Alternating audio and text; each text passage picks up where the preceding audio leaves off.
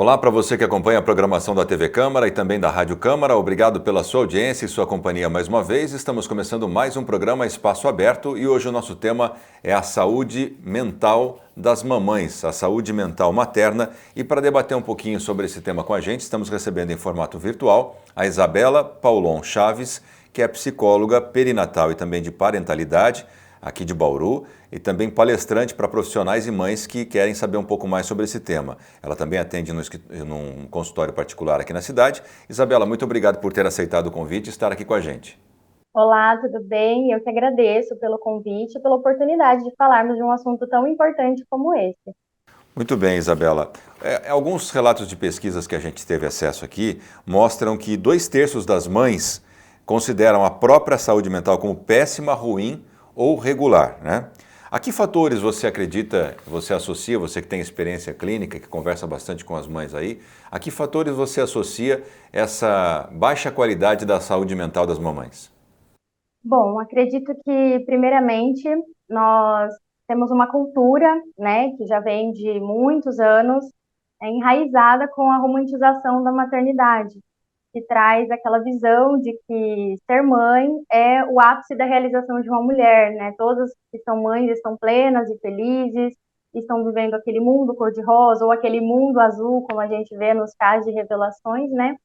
Mas, na verdade, as pesquisas indicam que nem todas as mães estão vivendo essa plenitude e essa felicidade como é divulgado, né, na mídia e também na nossa cultura brasileira, né? Existe aí uma taxa de 50% para mais de mulheres que não planejam a gestação no Brasil. Então, só nesse dado a gente já vê que existe aí um fator de risco para essa saúde mental e que nem todas as mães estão de fato vivenciando esse processo todo do maternar com toda essa visão, né, cultural de que é algo muito comercial de margarina, né, digamos assim.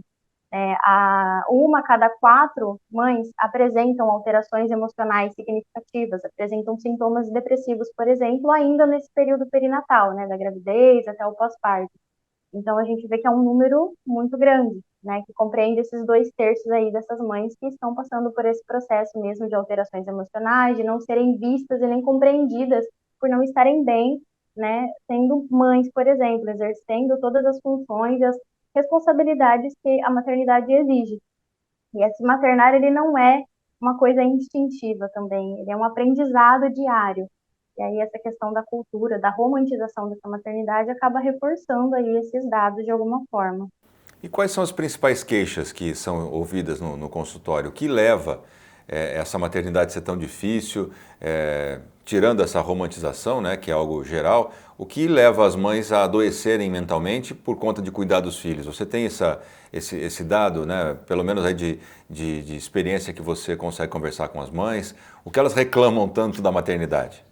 Olha, a falta de apoio, por exemplo, é uma das maiores questões, tanto que a rede de apoio, né, seja de ter o apoio do parceiro, da família, dos amigos, é uma forma de proteção aí dessa saúde mental. Então, a falta de ter apoio ali na rotina dos cuidados, né, a sobrecarga também por conta das exigências da maternidade, então aquele cuidado, principalmente quando o filho ele é menor, né, ele é bebê, ele acaba demandando mais dessa mãe, então às vezes falta tempo para que ela possa cumprir com as próprias necessidades básicas, de poder de repente tomar um banho mais demorado, de comer uma comida com mais calma, ou de simplesmente ter aquele momento de ficar na caixinha do nada, né? Ela acaba não tendo esse tempo para ela.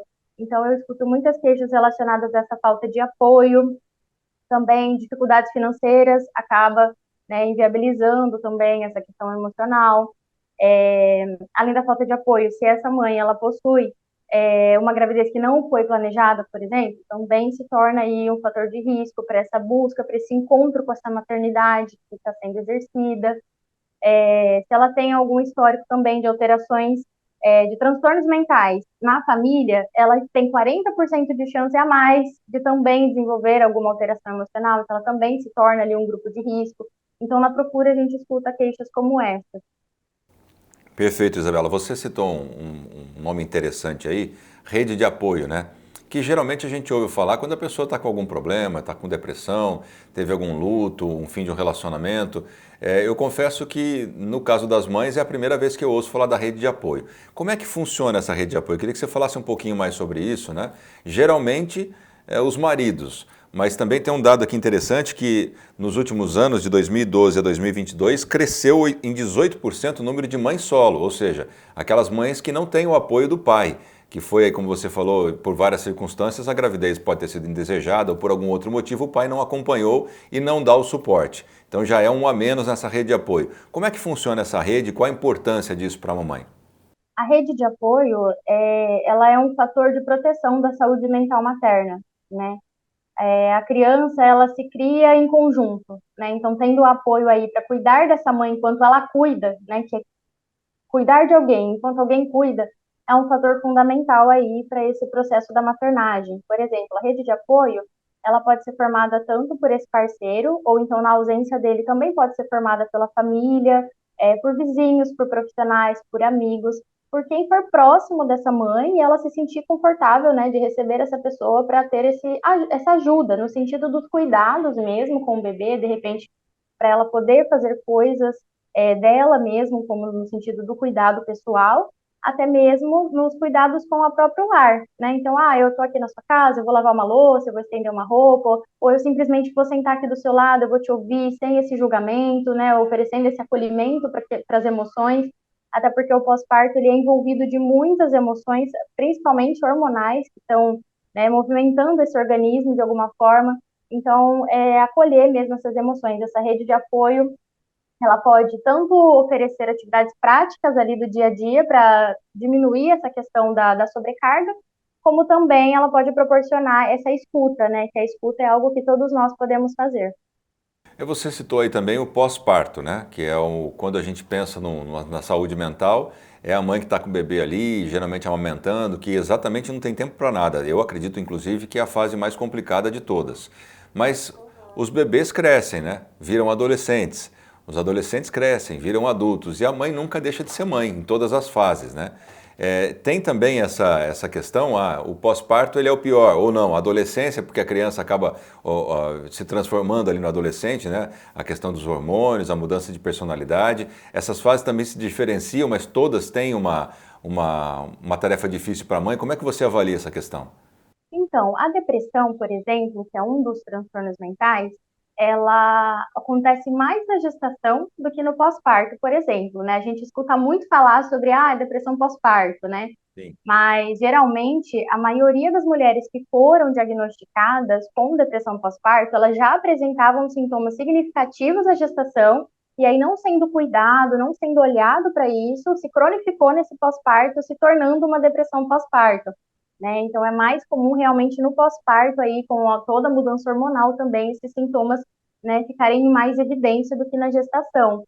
E aí esse processo, né, de transição para esse pós-parto, ele desencadeando essa depressão, esse bebê, né, filho dessa mãe deprimida, ele tem mais chances na vida adulta dele ter uma alteração emocional do que aquele bebê, por exemplo, que passou por um processo de gravidez e pós-parto onde não houve a presença de alterações emocionais, né? Então, quando a gente fala de saúde mental, de mães, a gente está falando de saúde mental a longo prazo para o resto da vida de uma pessoa, né? Porque a gente está prevenindo ali na mãe que a nossa futura geração, né, não tenha problemas de saúde mental, pelo menos não tenha tantos fatores de risco assim. Então, cuidando da mãe, a gente está cuidando automaticamente desse bebê também, né? Prevenindo nascimentos de baixo peso, prevenindo prematuridade, uma série de outras questões aí de saúde, tanto física quanto mental para ambos, né? E aí você citou essa questão da maternidade, né, de mães adolescentes, mães de adultos, mães de crianças. É uma constante descoberta, um constante aprendizado. O ser mãe aprendido, quando o bebê nasce, é uma forma. Quando o bebê se torna uma criança, é uma outra forma de se descobrir mãe, né? Quando se torna adolescente, adulto, também são outras formas de exercer essa maternidade, porque vai mudando ali a forma de se relacionar com esses filhos, né? Então, assim, é uma constante construção essa maternidade, cada mãe vai compreender de uma forma, né?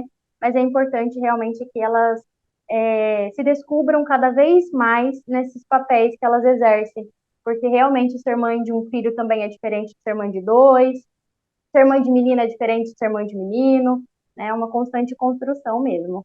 Bom, e se tiver aquela mamãe que conseguiu passar por todas essas fases sã, não teve problema, conseguiu, fez a terapia que a gente vai falar daqui a pouco, mas conseguiu passar nessa fase e ufa, de repente o filho sai de casa, a filha sai de casa e aí a mãe se vê sozinha. Aí é outra tarefa a se enfrentar, outra dificuldade que vem pela frente. Também é um momento crítico na sua visão e como fazer para que isso não abale a relação entre mãe e filho. Olha, sim, é um momento crítico, inclusive é muito conhecido popularmente pela síndrome do ninho vazio, né? Quando os filhos eles saem de casa, eles também se tornam adultos que vão aí atender às demandas da vida deles, muitas vezes também serem pais, né? E aí essa mãe, esse pai que acaba ficando, né, digamos assim, sem exercer mais essa maternidade com tantas necessidades, acaba realmente muitas vezes deprimindo, né? A gente costuma até dizer que a maternidade ela pode parecer até um pouco ingrata no sentido de que criam-se filhos para o mundo, né, e não para si. Na verdade, o verdadeiro papel da mãe é poder criar o filho para que ele seja cada vez mais independente dela e não dependente, né? Então, criar essa independência, de fato, é querendo ou não, manter um vínculo, mas não um vínculo de necessidade em que o outro não vive sem essa mãe, mas no sentido de tornar ele possível para esse mundo, né? E aí se encontrar diante de todo esse espaço onde acontecem todas essas transformações é um processo realmente aí que a gente precisa olhar com bastante carinho, porque muitas mães, né, acabam sendo dominadas pela sobrecarga que exige da maternidade, né, porque a mulher exerce vários papéis, né, assim como o homem também. Nós somos profissionais, aí vem a maternidade, nós somos mulheres, nós também exercemos a função de ser filho, de ser amigo, de ser irmão, enfim. Então, todos esses papéis, eles acabam sendo muitas vezes deixados de lado por conta da maternidade e das ocupações dela. Né? E aí essa mãe, se encontrando nessa oportunidade de ser mãe, ela muitas vezes acaba deixando os outros papéis. E nem sempre é por uma escolha, às vezes é pela falta da escolha. Né? Está se sentindo tão sobrecarregada com tudo isso, que aí essa maternidade envolve ela a fazer com que ela esqueça esses outros papéis, esqueça de si mesmo, e aí não ter esse autoconhecimento, não conseguir viver, né, a sua vida após esse nascimento, é uma coisa que pode dificultar, assim, lá na frente, quando os filhos precisarem sair de casa, por exemplo. E um outro fator também que acho interessante a gente falar, Isabela, é a questão socioeconômica, né? Porque além de toda essa sobrecarga que você citou do dia a dia, tem mais a preocupação. Quando a pessoa está gestante ali, o casal ou a mãe quando for mãe solo, primeira preocupação que vem, será que eu vou dar conta de sustentar mais uma vida? Eu acho que essa pergunta passa na cabeça de quase todo mundo, né? E como é que isso influencia a saúde mental da mãe? Olha, a questão socioeconômica, geralmente atrelada também à baixa escolaridade, é um fator de risco para a saúde mental materna, né? Tanto a baixa escolaridade, quanto essa gravidez não planejada, quanto ter alguma histórico anterior de alteração emocional, são fatores assim muito significativos na vida de uma mulher.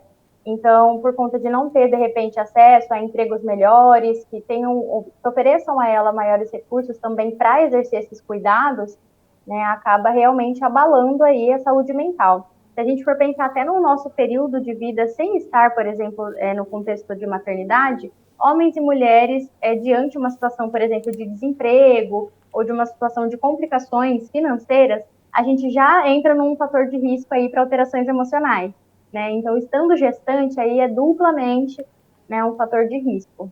Bom, os fatores de riscos, como você falou, os fatores de risco, né? Tanto homem quanto mulher, mas nesse período ele é mais delicado. E eu não sei se é uma impressão, mas a saúde mental materna ainda é um tabu, não é tratado, né? Entra tudo no pacote, homem e mulher, e não se separa nesse momento tão importante da vida da mulher. Eu tenho um dado aqui que as mães que fazem terapias é de 56%, um pouquinho mais da metade. Não sei se esse número é relevante ou não, eu particularmente acho pouco, né? Porque demonstra que ainda é um tabu, nem todas as mães procuram ajuda, não, eu tenho que ser forte, tenho que passar por esse momento, não posso demonstrar fraqueza. Não sei se você, na sua experiência, tem essa visão. Como é que é a terapia? Como é que isso pode ajudar, inclusive, a que as mães superem essa fase sem adoecer, Isabela? Olha, o que eu mais recebo na clínica são queixas. Quando elas chegam, a primeira coisa que elas falam é: eu não ia vir, né? Eu não ia vir, meu marido, meu parceiro, ou meu parente, falou, para que você vai?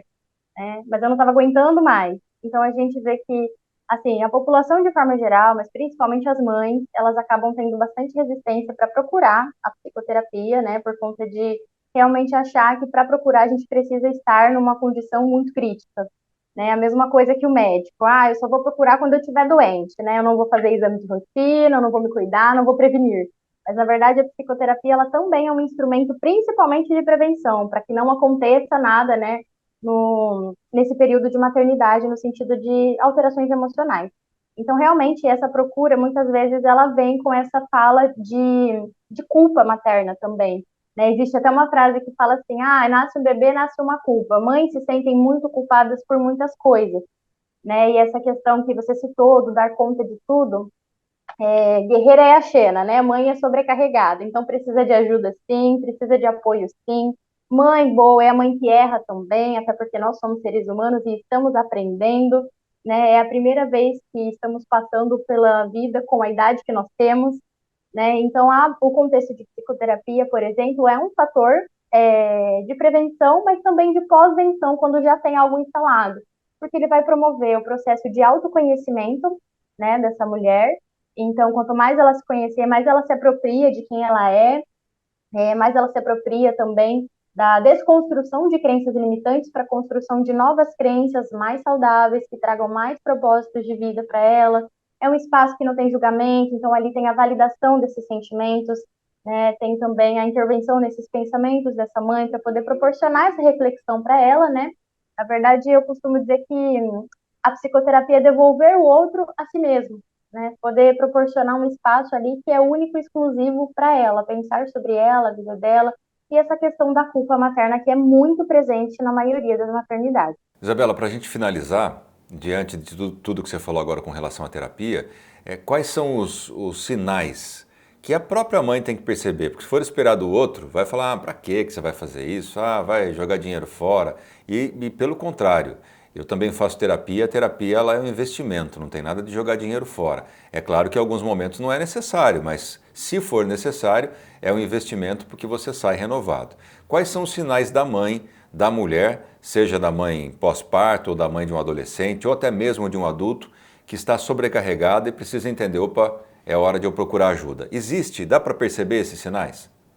Sim, sim, eles existem, é possível perceber. Inclusive, é muito importante a gente estar falando sobre isso, porque são sinais que podem ser observados não só por profissionais, embora, né, seja mais comum para nós ter esse olhar mais clínico, mais afunilado, mas é importante também que a população e as pessoas, né, que convivem com essa mãe também se atentem aí a esses fatores de risco para olhar para essa mãe.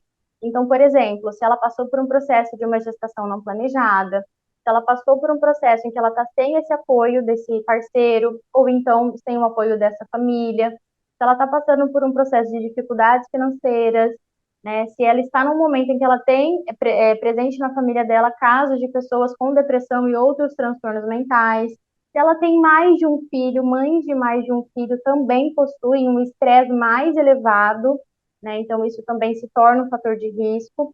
E além de tudo isso, também tem toda essa questão financeira, de acesso a recursos ou não. Inclusive, eu acho muito válido citar que é as mães que estão passando por esse processo e, de repente, né, oferecido para ela, olha, né, eu acho que não está tudo bem, o que você acha da gente procurar uma ajuda, né, psicológica, psiquiátrica?